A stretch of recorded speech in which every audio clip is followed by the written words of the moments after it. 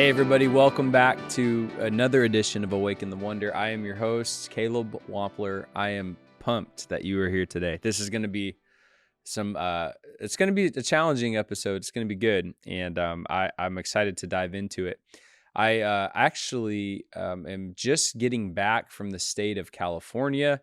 I was born there, so anytime I get to go to California, it feels like I'm home in a way because I grew up there, but anyways, yeah, had a great time in the presence of God. I've actually been on this kind of tour around the United States recently, going to many states. And so this was our last state that I will be in ministry wise. And after this, all I have left is international now. So I'll be headed to the Dominican Republic next week. And then after that, we have Thanksgiving. And then I'll be going over to South Asia for our end of the year, final crusade of the year, where we anticipate after that crusade, more than 1 million people will have come to Christ in the history of the ministry. Right now, we've had about 987,000 people. It's just crazy to reflect and think on it. 987,000 people. So, after this next crusade, we should surpass the million based on the expected attendance. So anyways, pretty cool moment for the ministry. Also, Thanksgiving's coming up, so you might as well go ahead and start getting into shape now, because by the time you start getting into shape now, you're going to put it all back on at Thanksgiving anyway, so let's just stay even instead of gaining, Anyways, bless you guys. Thanks for joining us today. Off the top, make sure you subscribe, leave a rating, and help us with the algorithms by doing that. And as always, I invite you to join us on YouTube for the visual experience, because we are going to have a little bit better interaction with some of the videos and things we're going to be showing you. But as always, you'll be blessed on audio as well. Carlos, why don't we go ahead and show them one of the miracles that took place here in the United States, just coming back from North Dakota, from North Carolina, from California. And we've just been hearing some amazing testimonies right here in the USA.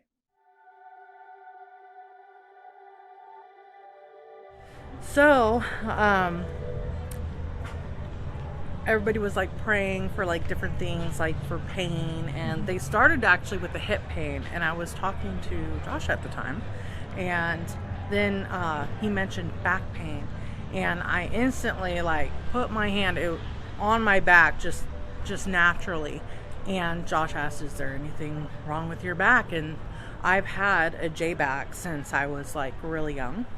So it's kind of like scoliosis. It's a form of scoliosis, but it's just reversed. So my tailbone curves up, and I've never gotten a brace for it. I've never fixed it. I've always just dealt with it and lived with it. Mm-hmm. So he prayed for it, and I felt the pain lower.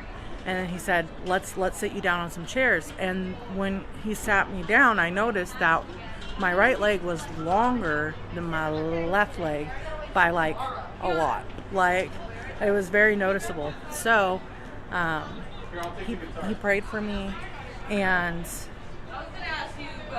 he didn't like touch me or anything, like he didn't pull on the leg, nothing like that. And I could feel it, and I watched my left leg grow out to the same length as my right leg. Like, no difference whatsoever. And even now I can still feel that. I can still feel the Holy Spirit mending different things with my lower back, my tailbone, even my muscles by my hips, everything. It's just literally just downloading still right now.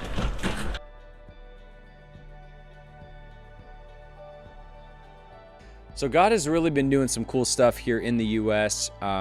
Also, I'm excited to go overseas as well. And this year I've already been out of the country 8 different times. And so got 2 international trips left this year, if you can believe it, even though we're in November. But yeah, I want to dive into the teaching for today, and I'm excited to tell you about a little bit of what's happening. I had this crazy encounter years ago that was actually a moment of frustration for me at the beginning.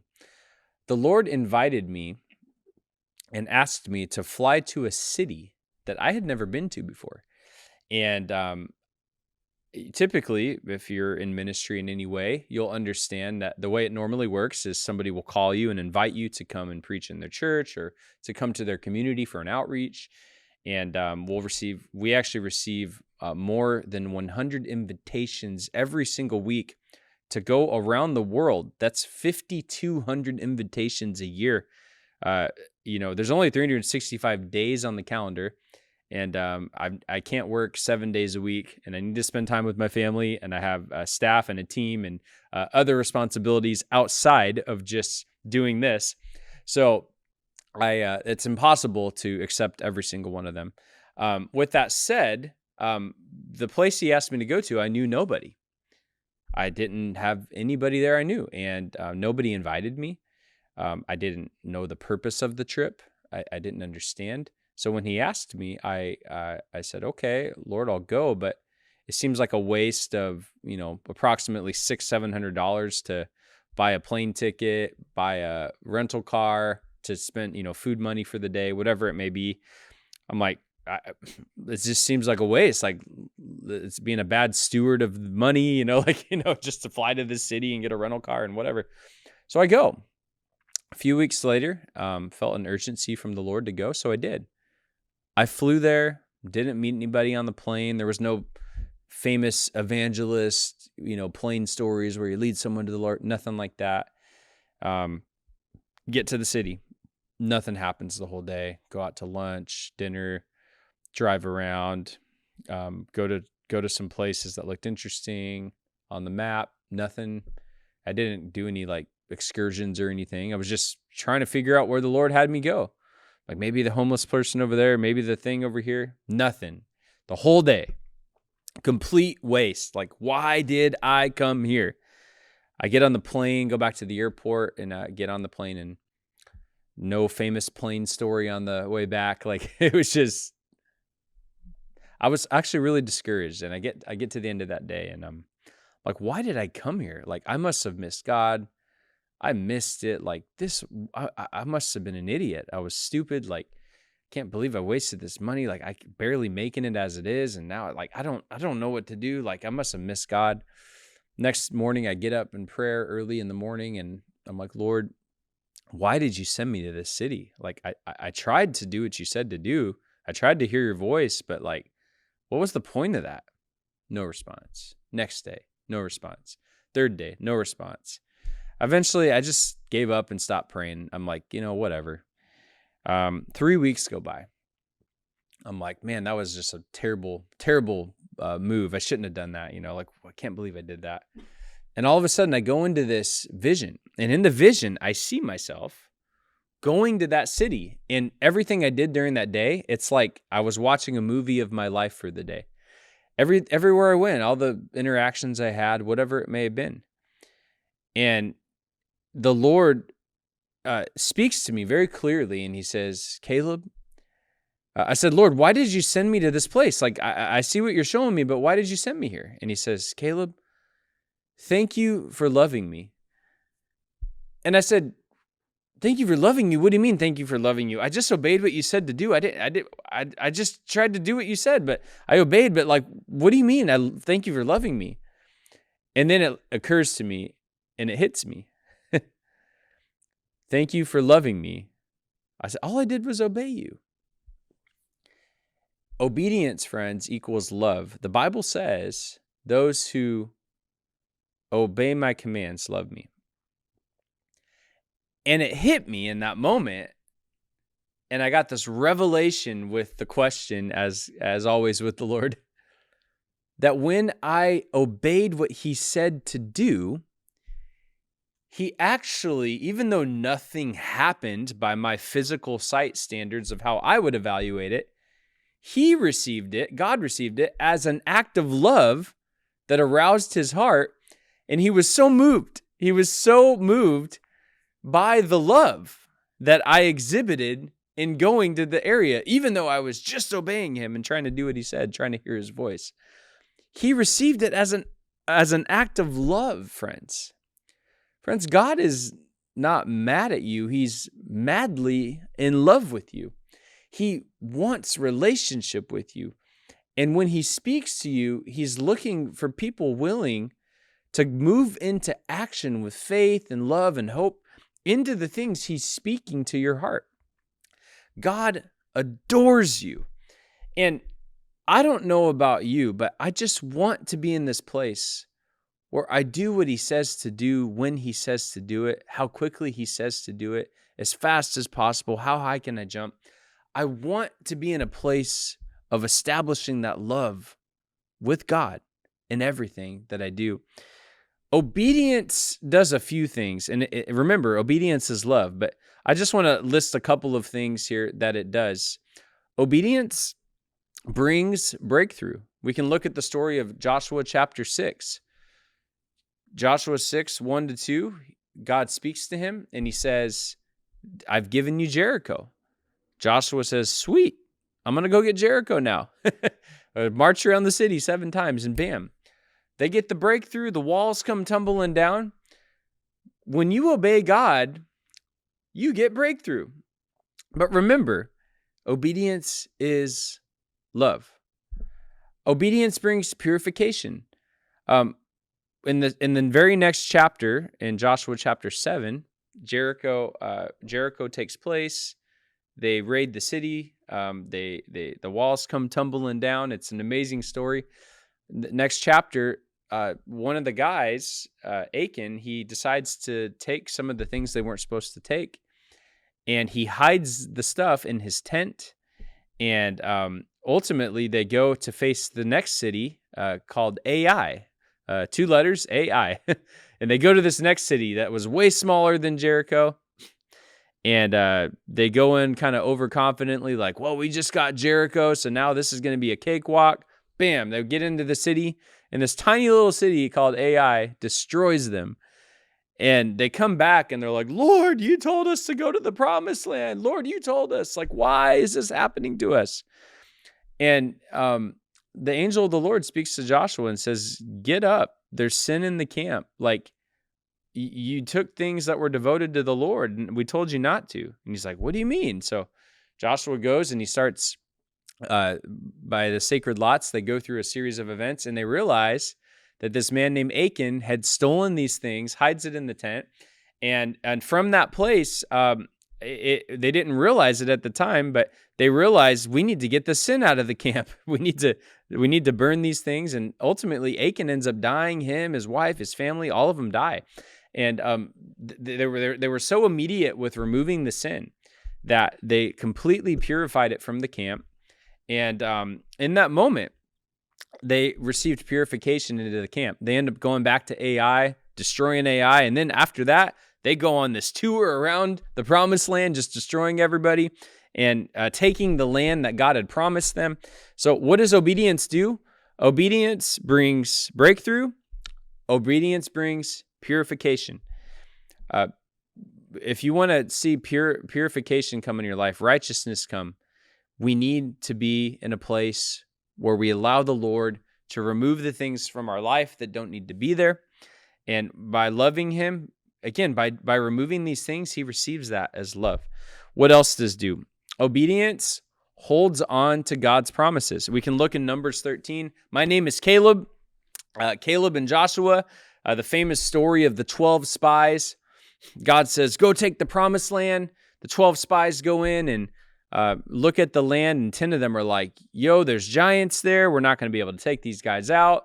We should have just gone back to Egypt and Pharaoh and the Egyptians. And like, even though we crossed the Red Sea, like we got to run for our lives. And Caleb and Joshua, this is where I get my name from. Caleb, the spy, Joshua, the spy. They say, look, we can take the land. Like God told us we could take the land. Don't listen to these other 10 people. They're talking doubt and negativity. Like God said it, it will happen. Let's go. And ultimately, all of those people end up going on a 40-year journey, wandering the wilderness. And Caleb and Joshua were the only 2 from that season that got to enter the promised land. God spared their lives and let them live, and they ended up inheriting the land later on. But everybody else passed away. And What does obedience do, friends? Obedience holds on to God's promises. Love. When you hold on to God's promises, he receives it as love.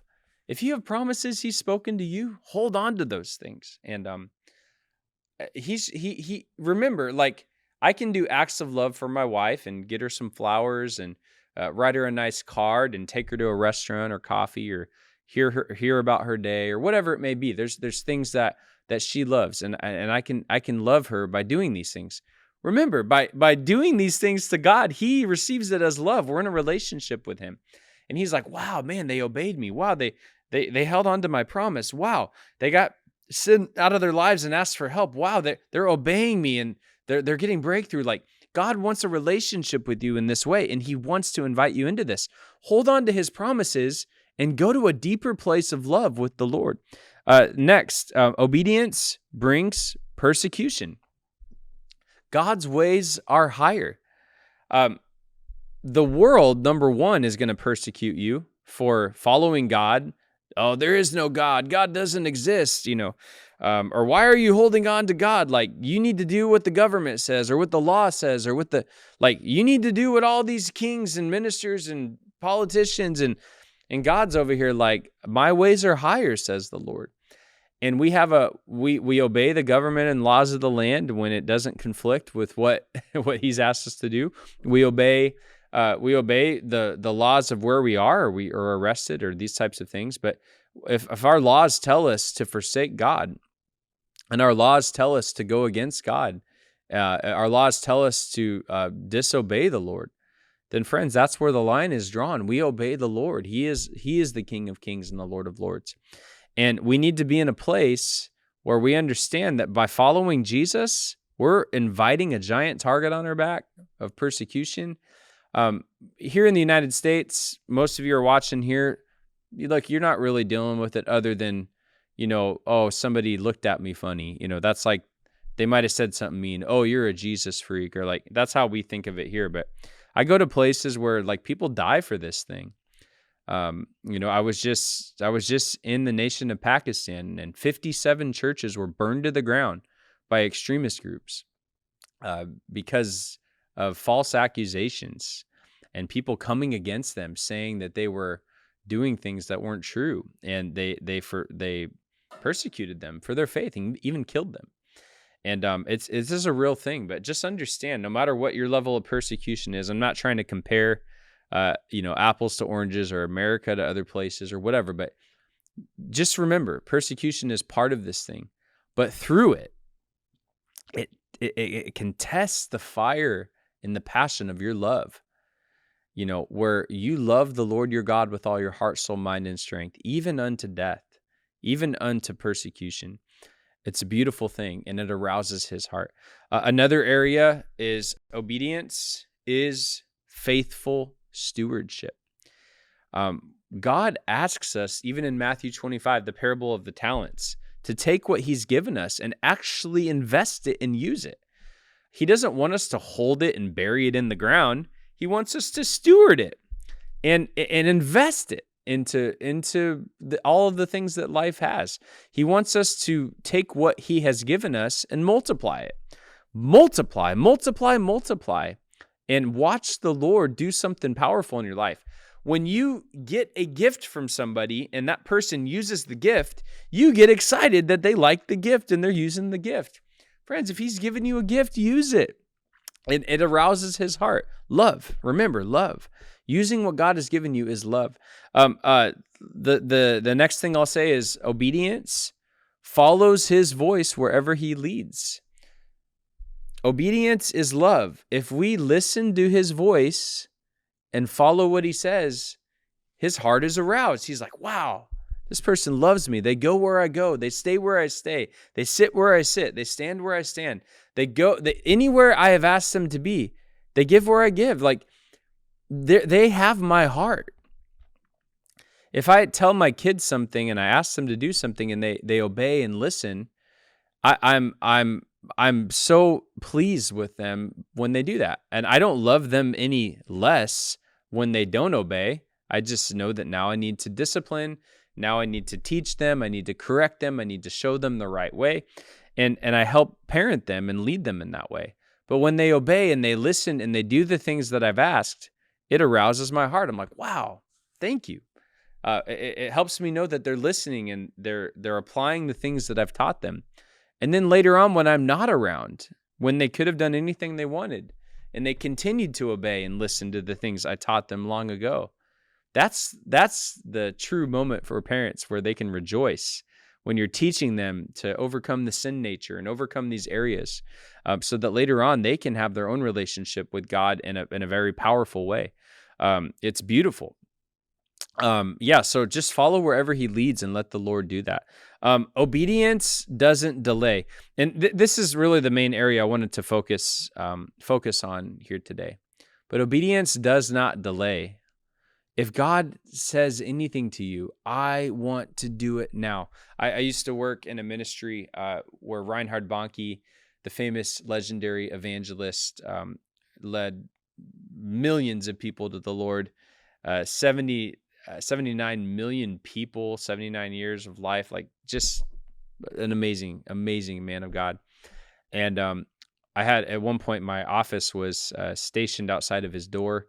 And so my desk was touching where his wall was. And so he didn't come in all the time to the office at that stage of his life. But just those moments he did, it was like, oh my goodness, just you could feel the presence of God on this man. He carried the presence of the Lord, and just an amazing man of God. And one of the stories went when there was a building that was going to be sold, and there was a interest in maybe getting some land. He had always said, we're not going to focus on getting buildings, but one day the Lord spoke to him, we're going to get this building. And so this building became available, and even though it was a weekend, and even though it wasn't opened, and even though there was no way they could even physically make an offer, and even though it was approximately 3 hours away on a drive, as soon as he had the dream, he gets in the car and drives all the way, hours away, to this place where he believed the land was. And he gets there, and the story goes, as he was talking to others who were involved, they were like, why did you do this? Like, look, they're closed. You can't even do anything. Like, there's no way. You can't even make an offer right now. Like, physically, nobody's even here. And he goes, I just wanted the Lord to see that when he spoke, I would go immediately, and he would see how high I would jump to follow his voice. It's just that concept of like, I'm going now. Like, I'm not waiting. I'm not delaying. Like, I don't want to stop right now. I need to do this now. So the Lord knows in my heart that if he says even anything, I'm there. I'm all in. I'm going to do it right away, Lord. The level of our obedience, the urgency of our response, the excellence in our response may directly correlate to the condition of our love.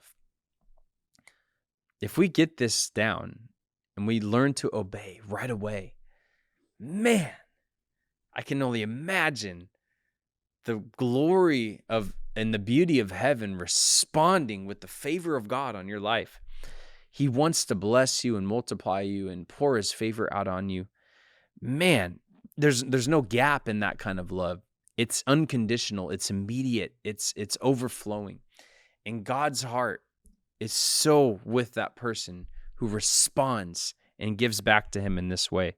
Look, our humanity falls. Like, I make mistakes, you make mistakes. We're going to screw up. But how quickly are we back to his feet to repent and to come before him? Have you thought about how conditional your love is to God, or how unconditional your love is to God? God, I'll obey. I'll do anything you want, as long as you don't make me do this, or as long as it doesn't touch my finances. I'll do anything you want, but don't make me give, Lord. Tithing, I don't know about that, God. Or Lord, I've got the tithing down. I've done what you've said, but man, you want me to go to another % now? I don't know about that, God. I don't know, Lord. I'll do anything you want, but not my relationships, not my friends, not my politics, not my ideas, Lord, not my vision, not my dreams. Like, I'm doing it for you anyway, God. Like, that's how we think sometimes, and we need to give God everything. Let this area of obedience directly correlate to a relationship of love with the Lord. He's not a dictator. This is a relationship with him, but he is the King of Kings and the Lord of Lords. And it would be wise and amazing to do everything he asks you to do with joy in your heart, because at the end of the day, he's going to receive all the glory from your life. Friends, our lives in this earth are dust to dust. They're going to pass, but what remains will be our love for the Lord. If you want to take a step of faith and you want to change your life and you want to do something amazing, I encourage you guys to join us in the nation of Brazil this coming May. We're going to be heading there with a team of about 30 people for the trip of a lifetime. I want to invite you to come. Carlos, why don't you roll the video? And we're going to look a little bit more into what you can do to join us in the nation of Brazil. Hey everybody, Evangelist Caleb Wampler here. I want to invite you to join us in the nation of Brazil. It's coming this May 2024. We're going to be leaving on Wednesday, May 15th from the United States and traveling all the way to South America. We'll be arriving on Thursday, May 16th, and then also staying through Rio de Janeiro into São José dos Campos, which is outside of São Paulo, and be spending time in multiple places doing church ministry, street evangelism, heading into revival services. We're going to be going into a favela and ministering to the areas controlled by the gangs as well, and also going to be ministering in through boat ministry and going out to places that only can be accessed by the boat. So there is a lot of amazing ministry that's going to be taking place, and we have not been able to do one of our official team trips for some time because COVID-19 hit and things got a little bit crazy. The world of international travel slowed down, but we are excited to extend this opportunity to you. This is going to be a team ministry evangelism trip. If you've ever wanted to get activated in seeing the sick healed and praying for the sick and watching God do amazing miracles, praying for people that of other cultures that need salvation and ministering to them by street evangelism. You may say, well, I don't know Portuguese, so how could I communicate with them? We're going to have interpreters and people to help you and connect with you. We're going to be praying for people from all across the area and praying as the Lord leads. There may be deliverance ministry. There may be need for healing. There may be need for God to do amazing signs and wonders. There may be need for ministering to the poor and to the rich alike. Brazil is such a unique place, and I've been there 5 times, and I've seen God do incredible things in this region, and I want to invite you to join me to see it too. I'm excited to also invite you to join other members of our team from all across the United States, and we're going to be seeing amazing things take place all over the region. So come with us, May 15 to 23. You can go to kingdomencounters.us/team trip. kingdomencounters.us/team trip, and join our team to be activated in the supernatural and to see God do amazing things in our midst. We're also going to be going to Christ the Redeemer, the famous monument site, as well as some other of my personal favorite things to do in Brazil. And you're going to get to have a front row seat for some of the fun things there as well, in addition to all of the ministry. So cannot wait to invite you guys to join us May 15 to 23, 2024. God bless you guys. Register today, and let's see you in Brazil.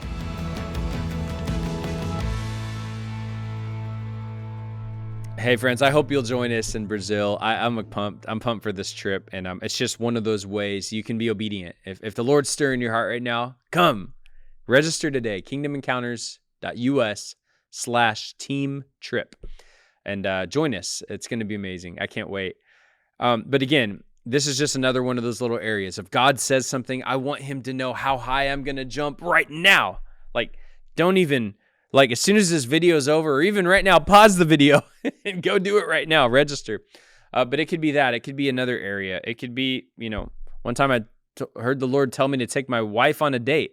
And as soon as I did, I came out of the prayer time and I immediately started texting people to find a babysitter. Whatever you got to do to show God that you're all in, do it right now and do it right away. Well, I don't know, I've got childcare and I've got kids and I got people. Text people right now. Don't wait. Don't talk about all your problems. Make a plan and go for it. And like, let God bless that. He wants to do it. Don't talk about all your problems. What are you going to do right now to obey the areas that God's prompting you? Maybe you should be serving in your church and volunteering. Maybe you're supposed to help that homeless person you've been seeing. Maybe there's a missionary God's put on your heart that you're supposed to be blessing and going after and helping. Maybe there's people in your life that need a breakthrough, and you're supposed to be the breakthrough. Don't just pray for them, but be the answer to their prayer. Like, I don't know, like only you know that. But the goal should be no hesitation to his promptings, no waiting to know what the left hand is doing from the right hand, no stopping to assess and figure out what you're supposed to do. Just do something right now. Do it right away. Sure, we can make our plans and hatch our plans, but some things, they don't need a big plan. You just pull out your wallet and you give the money or you write the check. Like, it's done. You know what I mean? Like we just need to respond to some of these areas and stop making everything such a big deal. Respond in love out of the overflow of your heart. The last area is obedience causes overflow. Let these things just start to flow out of your life. I don't have to, count the cost. Well, wife, last week you said this and you said that. Kid, last week you said this and you said that. So, this week we need to take it up a notch and, no, like we're not over there keeping records of this stuff. It's an overflow abundant mentality. Like, yeah, I'm so excited to obey. I don't care what I did last week or last month or last year. Like, I'm going to do it right now because I still love you. I love you more now than I did yesterday. Like, that let this be a place of overflow in your life. My goal is no hesitation. I don't want to stop. I don't want to wait. I trust in your leadership, Lord. I want to demonstrate my love for you all in, all the way, all the time. I love you so much, God, that like there's this moment like where it like hurts. It hurts. I hurt with love. I'm love sick. I just want to please you. I want to do your will in all things all the time. And if you don't have that in your heart, ask the Lord to give it to you, where you're in this place where you can just operate in this all the time. And if you fall short, you get at his feet, you repent, and you get back there again and love him again.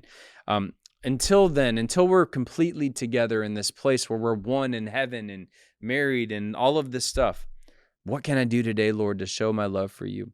And if there's nothing to do, Lord, I worship you. I love you. I adore you. I come to you with thanksgiving in my heart and praise on my lips, and I give you my everything. Let this be the attitude of your heart, friends. Whatever you're going through today, I would love to hear your comments. What is it an area that maybe you're struggling with to obey in, an area where you need to deepen this love? What do you think about this correlation of obedience and love and them actually being pretty much the same thing? Like, what do you think about that? What's a verse that is encouraging you right now in this area? And would love to hear your stories. What do you think about that airplane story where I went to a city I didn't know? It was a cool moment in my life, but man, at the time it seemed crazy, and now it's a really cool testimony. But what do you think about that story? Pretty cool, huh? Would love to hear your thoughts about any of these areas and just whatever's on your heart today. If you got questions, throw it in the chat. And I look forward to hearing what you're processing and what you're going through. I bless you today here from the studio. I can't wait to see you at the same time next week. For those preparing for Thanksgiving and your holiday plans, I bless and honor you. Next week, I'm going to be in the Dominican Republic, but I'll have a podcast ready for you to go. Thanks for praying for my trip with me and my family. We're all headed over there to celebrate my wife's sister and their wedding, and also to see some people in ministry as well that are there in the DR running for the presidency. So pretty cool. God bless you guys. Look forward to talking to you more same time next week. I'll see you then.